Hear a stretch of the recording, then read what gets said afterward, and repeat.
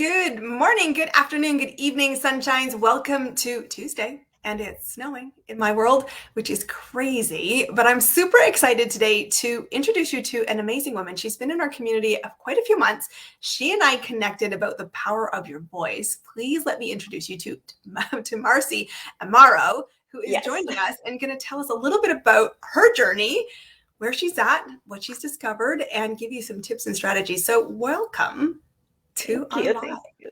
So tell us a little bit about, did you ever imagine you'd be an entrepreneur, or did you wake up one day going, whoops, plot Uh, twist, I am an entrepreneur? no, I never really did imagine that I would be an entrepreneur. Like most of us, I grew up with very traditional family structure, right? So I was taught you do well in school, you study hard, you go to college, and you get a steady job. So I got a steady job as a teacher, and I loved some aspects of it, despised some parts of it. And as I went on through my journey, I started to realize that what I really wanted was to have more freedom and more control over certain parts of it.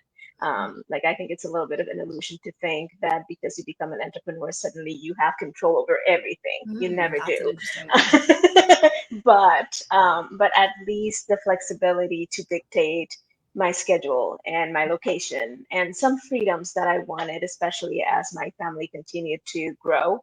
And so that's when I decided, the entrepreneurial route was the way to go. And so the business you're doing now, is it the business you started with, or did you have some twists and turns? Because I think sometimes there's this expectation that, the first foray is the destination. And I am a big believer that's not likely the case, but you have Yeah. to keep showing up because that's how it evolves. So did it evolve for you? And if so, kind of how? How did you start to shift and wiggle to get Yeah. where you are? See, that's something that I work with people on a lot because part of what I do is help people discover their message. And their message is linked to their purpose.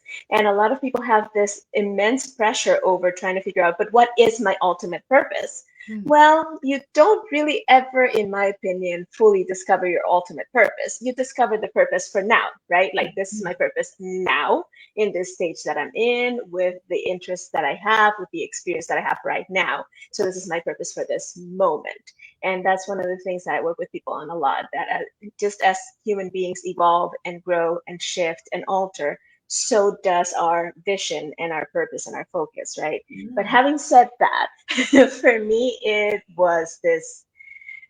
it felt like a roller coaster. It just And kept it looping. does. That's a very good analogy. Yeah, it kept looping and going up and down. I first started just trying some traditional network marketing. So I tried some of those that women typically try. I'm not going to name any names, but the makeup and the supplements and all those things. I tried all those. Then I started to realize that if I wanted true freedom, what I really wanted to do was be in the online space. So I started looking for mentors and programs and tactics. And through that, I found a myriad of different ways of plugging into the online space, from affiliate marketing to course creation to a lot of other things. Eventually, through some connections and some trying of different things and becoming certified in 20 different things. I That sounds found like an interesting story, actually. Oh yeah, I finally realized that my passion is working directly with people, helping them figure things out, right? So that led me to coaching, because that's what coaches do. We walk side by side our clients and our prospects, and we help them figure out, okay, this is where you want to go, and nobody knows you better than you. Let me just take you by the hand and help you discover what you already know, and be here to support you and to empower you to do the things that you know you need to do. So that's how I ended up in the coaching arena. I love it. I think there's a really important point, and I also want to just kind of pause on it with the community because it's such an important thing. Like when you first start, and I also am an advocate of network marketing, and it can be Yeah. a destination, but it can also be a transitionary thing. And Yes. part of it is because it's the best way to learn how to grow a business because you have the tools. You don't have to have all the high capital costs, but at the Yeah. same time, nothing in the business will grow if you do nothing with it. That is true in network marketing as true as it is in business. But I Absolutely. want to encourage you to look at opportunities as vehicles. And when I first started my journey, and I've shared it here in the community many times, but I started my first business because I saw it as a vehicle. I did not intend to coach either. It wasn't my initial thought. I didn't wake up one day, so let's go get certified to be a coach. It was really other people's observation of, could you show me how to do something? And it was a skill that I didn't necessarily see, but the market could see. And it kind of shifted me around and thought, wow, I can go contribute there. And the second thing, which I love what you said, is purpose is something that I think we feel a lot of pressure to find. And I think you always know when you're in flow, but you don't know how you got there. And it's hard if you fall out of it sometimes to get it back. But this idea that purpose shifts. Yeah. Who you were when you were 20 is not who you maybe are in your 30s and 40s. And so giving yourself permission to pursue different things, to seek different answers, to use this as a vehicle to get to the next domino is so important. And I want to know, was it smooth sailing? Oh, no. No, no, no, no, no, no. And before I dive into that part, I just want to highlight the word permission that you just used, because I think that's a really important thing for all of us to keep in mind and to keep forefront of mind, right? We tend to think that once we are in a particular space, or that once we try something, or that when we are setting out to launch something, we have to get it perfect and it has to be somewhat stationary or quote unquote stable. But we need to give ourselves permission to experiment, to shift, to flow, because that's how we get into the true flow. But no, answering your question, it wasn't smooth sailing at all. A lot of money went into a lot of experiments, and it took me a long time to start thinking of them as experiments, right? So at the time, it felt like I was wasting money. And how do I justify this to my husband? And how do I explain to him that I want to try something else? And how do I go from one thing to the next? Have I really exhausted everything that I can get from this particular vehicle, or from this particular opportunity? And there was a lot of second guessing. There was a lot of fear. There was a lot of doubt. There was a lot of going back and forth. And when you have a family and you are putting all these things on the line, your money, your time, your energy, your resources, at times you wonder if it's worth it, if you're doing them a disservice by moving forward in all of these trials, in all of these experiments, as I said. But down the road, at some point, you look back and you realize that every single moment in the journey teaches you something. And if you can sit down and draw that lesson and apply it to whatever comes next, then nothing is wasted. So that's why I said at the time, I felt like I was wasting money. But looking back, it was money very well spent, because it was an education that I was getting in the process. So it was a lot of bumps. It was a lot of challenges. It still is. I mean, you never outgrow the challenges. All you do is get bigger and better challenges, but you always have challenges, right? True story. Yeah. So, and I think you get more capable of seeing them, responding to them, and moving past them, and saying, no, I won't be deterred. And I think that's interesting, because I want to bring back this family dynamic, because it's an interesting one. And this was the kind of the birth reason I started this community. And this community has been around since 2018. And I knew that when many people start their business journey, most are accidental entrepreneurs. So they don't have necessarily a good support team. And you might be thinking you have to ask permission from your spouse for moving in this direction. Or you might also be asking, do I give who does give me permission? Because I want to do this, but I kind of feel like I should be, anointed, or give somebody else that says go. And sometimes that's one role of the coach is go. Like, why are you hesitating? But it's an interesting one, because not everyone has support, and not all support is a blank checkbook, and there is financial realities. And it's important when you're looking at investing in your business, and whether that's a course, a program, a mentor, or a networking event, or some kind of resource, that you think about what is the outcome you're expecting. Because if you can sit down and have a conversation that talks about, this is what I'm investing in, this is what I'm prepared to do, and this is the goal I'm striving for, that permission is a much different conversation than, can you just tell me I can do something, and it's the 10th time I'm doing something, and I'm concerned that this is a bleeding money pit. Tell me a little bit about, if you had advice, not necessarily for your own story, but if you had advice for how do you have those conversations? Should you have those conversations? When do you want to have those conversations? Because if you didn't have the community and the support, one of the reasons I said was come here, because this community is, somebody will take you at face value. They don't need to give you permission. They're just going to say, you're here. This is the moment you introduced yourself in. Okay, cool. I accept you as you are. And there's freedom in that, but you don't always get that at home. So tell me a little bit about some tips and advice in that component of the storyline. Absolutely. So one of the things that everybody who's ever been in network marketing learns right away is enrollment. But one of the things that we don't become fully aware of right away is that everything in life is enrollment, right? So if you think to your experiences in network marketing or in any kind of enrolling in the business setting, if you are not clear on your intentions, your vision, and why it is important, then you're not going to enroll anybody, right? Like very few, if any, network marketing businesses have a product that is so outstanding and so amazing that the product itself enrolls. What enrolls is your conviction on that product or service. Am I making sense? Totally. So the same thing applies to any area in your life in which you want to enroll anybody to be part of it. And again, enrollment is not just join my team or give me money.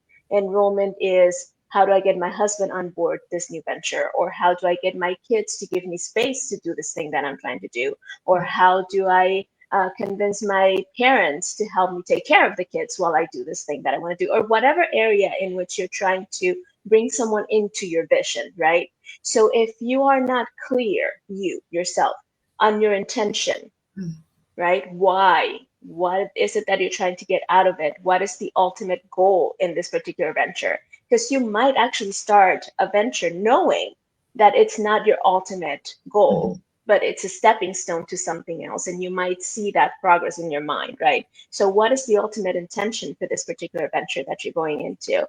What is your ultimate vision that you're trying to get to through this, right? Ultimately, 10 years from now, 15 years from now, what is it that you want to be able to look back and see that you have accomplished and that you have gotten to? And why is this relevant to you now? Not tomorrow, not in the future, not in 20 years, now. If you're clear on those things and you come to the conversation, regardless of who you're talking to, from that standpoint of sharing your intention and your vision and sharing it with the passion of knowing that it's important now and why, it's going to be very difficult for anybody who knows you and loves you to not support you. It's going to be really hard. And even people who don't know you will come on board because they will see that passion and they will understand and rally behind your vision. So a lot of times, and I had to come to this realization in my own life. Anytime that my husband didn't support me and I sat in a corner and I started pouting and throwing a little girl tantrum about no one supports Thank me, you for no your one honesty. understands me, right? Just complete honesty and vulnerability here. When I look back on those times now, I wasn't enrolled in my ambition. I was being capricious. I just wanted something and You I hoped wasn't it even would sure happen, but you why. didn't go and make it happen. Right? So I wanted what somebody else said I should want, or I saw what somebody else did and I said, okay, I want to do that, but I wasn't them, right? And I wasn't clear of how that fit into my overall vision. So I wasn't sold myself. How could I expect to sell anybody else? So if I'm not enrolled, how do I enroll anybody else, right? So the conversation should be had anytime you want someone to rally behind your vision, but it's not about convincing, it's not about trying to persuade, it's about enrolling them in your vision. It's about being so clear about where you want to go and why you want to get there and how this piece fits into that vision, that the second you sit in front of them, they will see it in your eyes. They'll be like, oh, wait, she or he is excited about something. And this is going to be big because I can see it in their energy and I can see it in their eyes and I can see it in their conviction. And you will enroll them the same way you have enrolled yourself. I think it's a really important thing. I love that. So I agree, because I think there's about setting the expectation of this is what it means to me, but this is what it means to us. And Yeah. don't get caught up on thinking it's only about other people, because that's a Yeah. mistake. This journey is yours. Nobody will hold the vision but you. And that's why, because no one holds the vision but you must enroll yourself every single day. Because I think when many people who become accidental entrepreneurs, and you said this at the beginning of your story, I did it because I wanted more freedom of choice. The Hmm. freedom of choice is a double-edged sword, Oh yeah. because you do not have somebody who says, go do the uncomfortable things, but the uncomfortable things help you to grow, to move the needle forward. Yeah. And so you must enroll yourself that says, I want this so much that I'm prepared to enroll myself every single day. And Hmm. when people choose you in business, and it does not matter what kind of business, most of the people here in this community are service-based in entrepreneurs or business owners. People do business with you because they borrow your conviction. And so that's where that enrolling is so important. The energy is so important. It's like, I know where I'm going.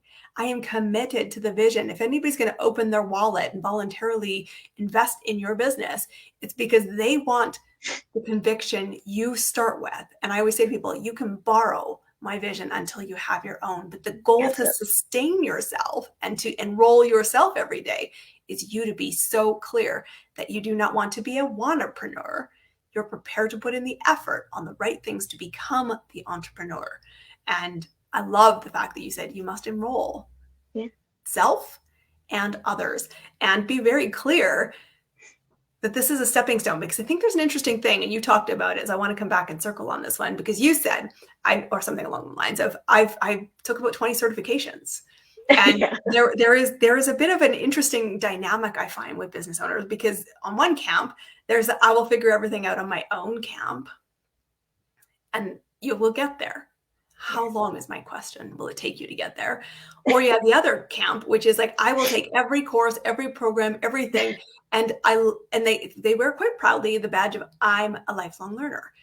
But they have so much endorphins from the I'm learning that they don't apply it. So how did you shift from taking lots of certifications that made you feel like credibility? Like, that's why a lot of Yeah. certifications are taken. It's, I will be credible if I'm certified, to actually get out of the education and get into the messy doing. Tell me a little bit about that for you.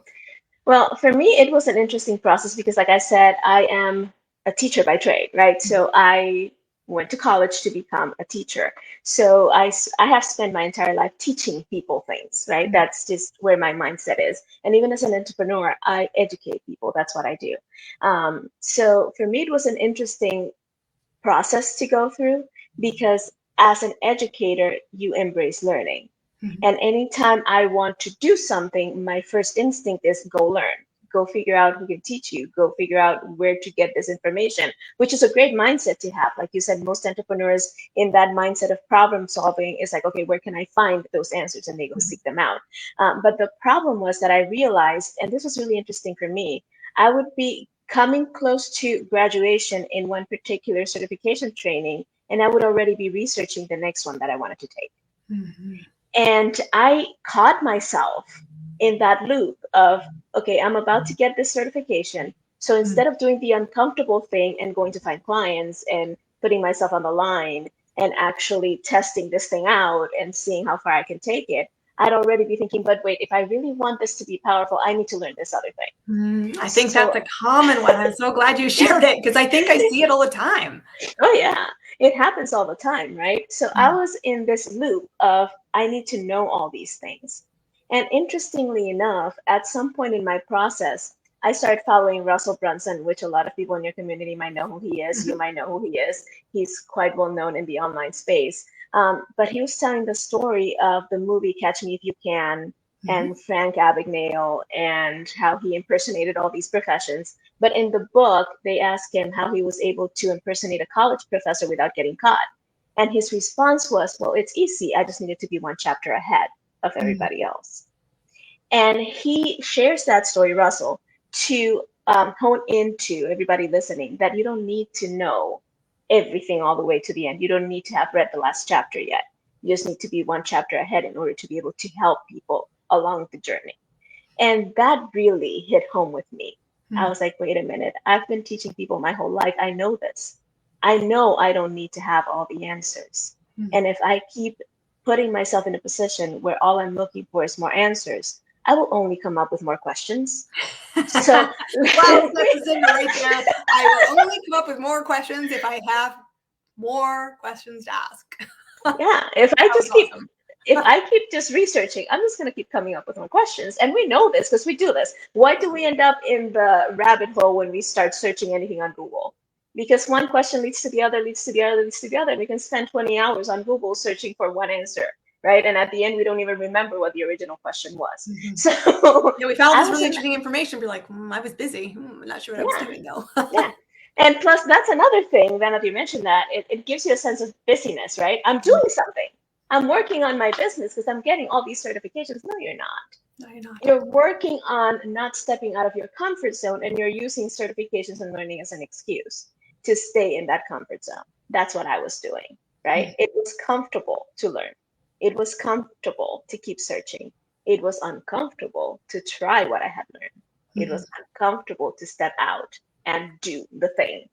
And then I would find myself in conversations with new aspiring entrepreneurs, giving them all this advice, and then looking at myself in the mirror and going, wait, you're giving them all the advice. What on earth are you doing?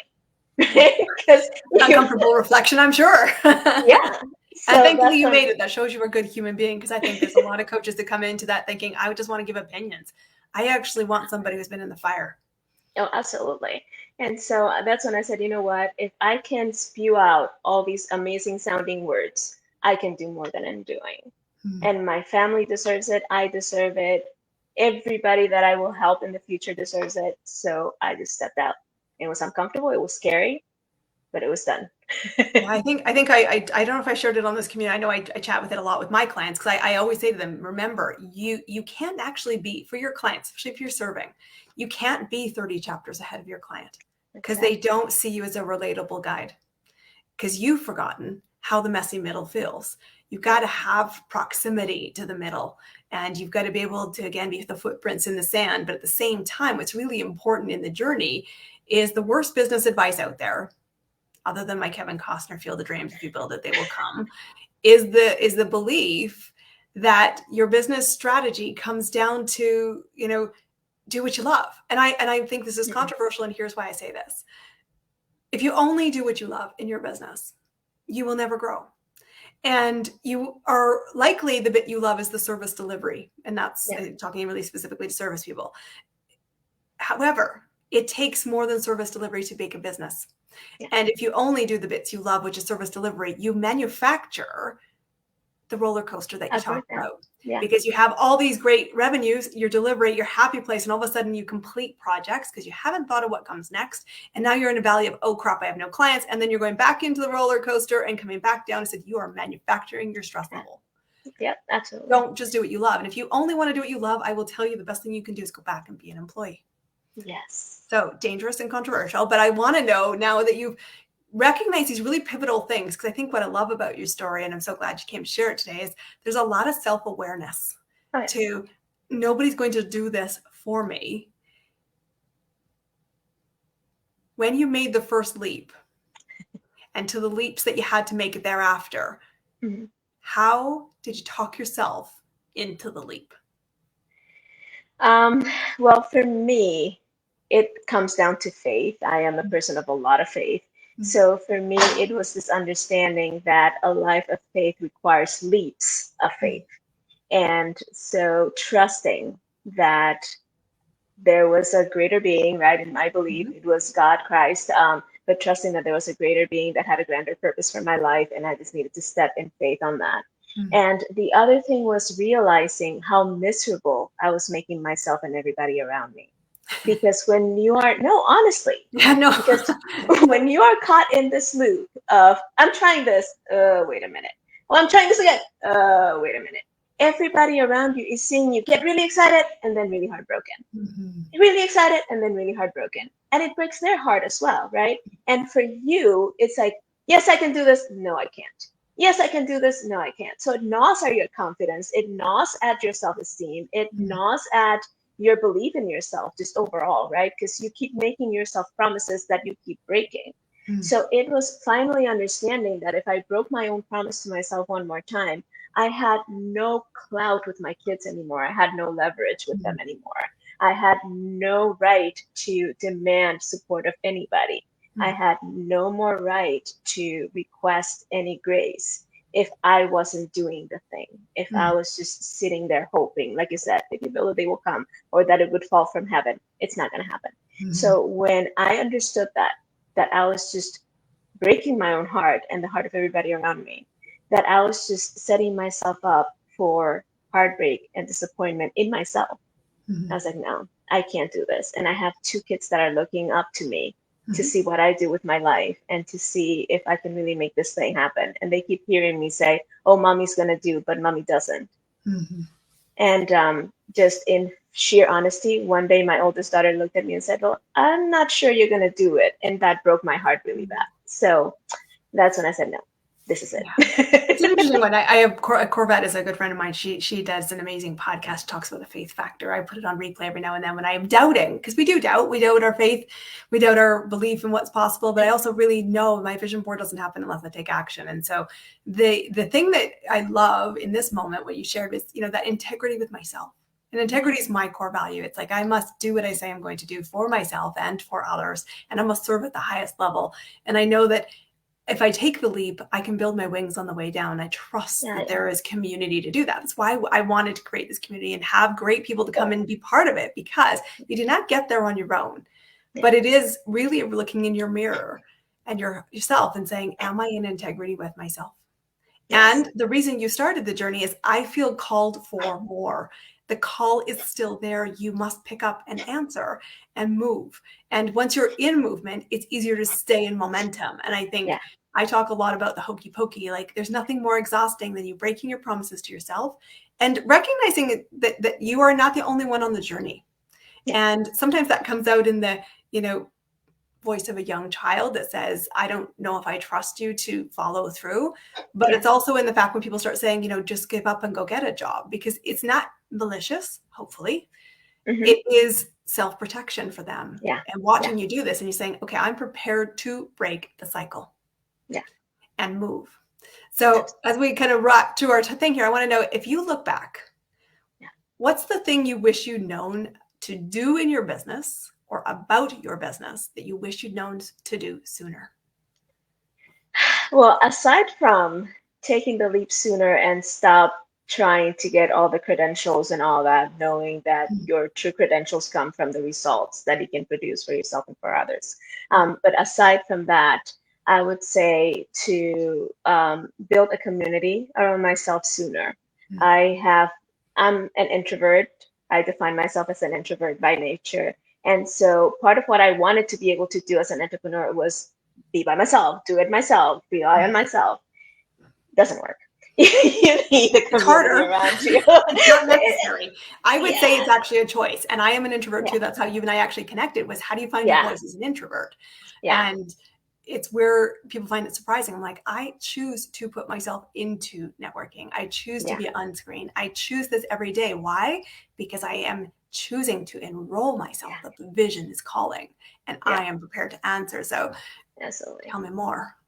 Yeah, and by yourself, it's so much harder. And like you said, people want to do what they're passionate about. Well, the way you get to do more, you never get to do only what you're passionate about. And Christina's very right on that point about that. But the way you get to do more of what you're passionate about is by building community around yourself, right? And eventually building a team and rallying people who are passionate about those other things that you're not passionate about, and gathering together and working together. So that's the other thing I would have done sooner, is realize that I couldn't, or I could, but it's increasingly harder to do this all on your own, to do this all by yourself. So I would have rallied community around myself sooner. That's the other thing I would have done. I love that. And that's why, guys, I'm just going to remind you here. One of the great things about this community is if you are in a place where you're going, that's not my skill, it's not my zone of genius, ask. Because the irony is there is somebody else who gets lit up doing the bit that you avoid. You cannot avoid it forever. It slows your business down and it actually reduces the impact you can make. And you are called for impact. So answer the call and rise. So you've been amazing. I love what you're doing. I loved supporting you on your Impact Igniter Summit earlier this spring. So tell me a little bit about what you do and where people can find you, because I want to promote what you're up to and get people to be more aware of this awesome human who's in our tribe. And so tell us how we find you and what comes next. All right. So I work with entrepreneurs, new, aspiring, and established entrepreneurs, and I help them find their message, define their message, hone in their signature talk so that they can share that message with more impact and actually become more visible. So leverage that message. And the way you can find me and work with me is either through my website, marcyamaro.com. I do have a podcast, Sincerely Speaking, in which I dive into a lot of the different topics that have to do with getting your message and your voice out. I help you overcome that fear of public speaking too. So that's a lot of what I talk about in my podcast. And if you're interested in just a quick tool to help you have those enrollment conversations with people in your life, you can go to ttc.marcyamaro.com and download the Tough Talks checklist, which will walk you through how to do that. Ooh, I love that. A checklist. I'll have to go download that. So once we wrap the call, please go back in the community. I know you remember you can do that. Go back and drop those links because I think that's awesome. You do not have to do this by yourself. You're another bright light, putting footprints in the sand. Please take the advantage to introduce yourself to Marcy. It's been my great pleasure to have you here on the Chasing Dreams, Making a Positive Impact. Guys, just to remind you, we do interviews Tuesdays and Fridays. So come back and listen to an amazing business owner because every business owner has a different journey. And these interviews are the light to show you it's not smooth sailing. We have great passion. We are here to make an impact. But be out there, chase your dreams, make an impact. Have an amazing Tuesday. We'll chat with you soon, my friends. Thank you very much, Marcy. Thank you. Bye-bye.